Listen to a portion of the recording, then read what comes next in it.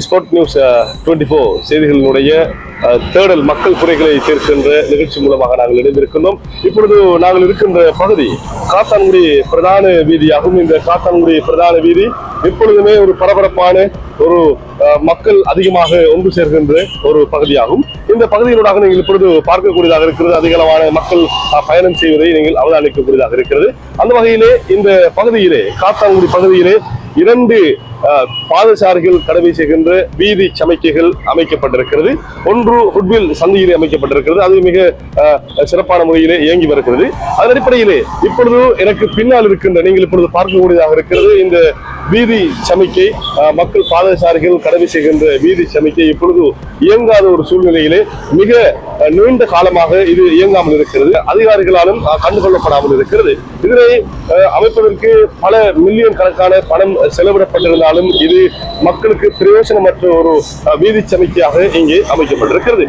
இதனை எப்பொழுது தீர்த்து தருவார்கள் என்பது மக்களது அவாவாகும்.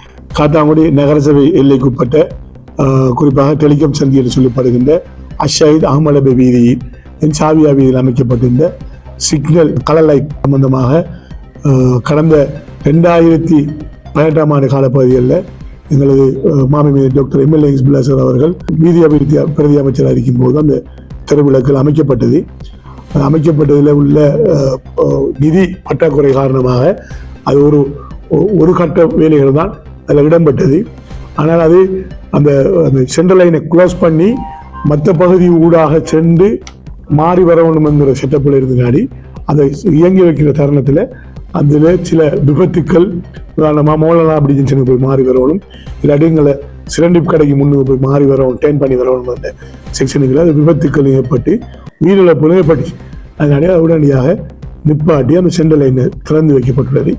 மேலதிகமாக செய்ய சொல்லி நாங்கள் நிறைய ப்ரொபோசலை கொடுத்து கடந்த மார்ச் மாதம் இடம்பெற்ற சபை கூட்டத்திலேயும் அது சம்பந்தமாக தீர்மானங்கள் நிறைவேற்றப்பட்டு டிசிசி அனுமதியும் அந்த வேலை திட்டத்தை செய்வதற்காக அனுமதியை பெற்றிருக்கின்றோம்.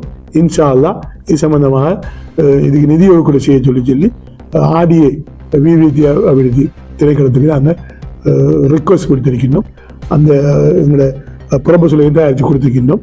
அவர்களும் அந்த பிரதேசத்தை செய்வதற்கு சில கடைகள், சில கட்டிடங்களை உடைக்க வேண்டிய வருவதால் அதை ஏதாவது அட்ஜஸ்ட்மெண்ட் பண்ணி அதை சுருக்கி அந்த டேமேஜ்களை குறைத்து செய்வதற்குரிய டிசைனை ரெடி பண்ணி கொண்டிருக்கிறார்கள். இன்ஷா அல்லாஹ் இது வருங்காலங்களில் அந்த வேலை திட்டங்கள் இடம்பெறும். எனவே தொடர்ந்தும் இது தொடர்பாக இதனை நிர்மாணிப்பதற்கு மக்களது அனுப்பணமே செலவிடப்பட்டிருக்கிறது.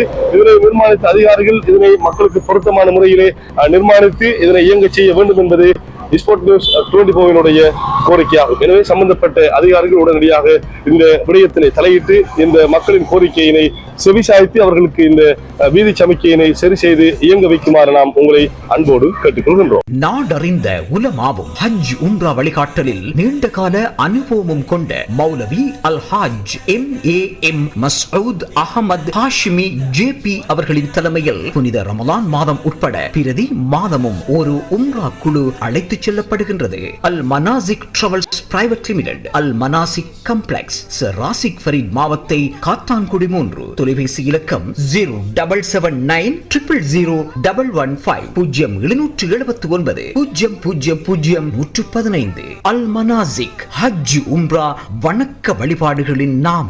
நம்பகமான செய்திகளை உடனுக்குடன் தெரிந்து கொள்ள ஸ்போர்ட் நியூஸ் 24 முகநூல் பக்கத்தை பார்வையிடுங்கள். அதுபோல எமது www.sportnews.lk இணையதள பக்கத்தில் முழுமையான செய்திகளையும் பார்வையிடலாம். உண்மையான செய்திகளுக்கு ஸ்போர்ட் நியூஸ் 24.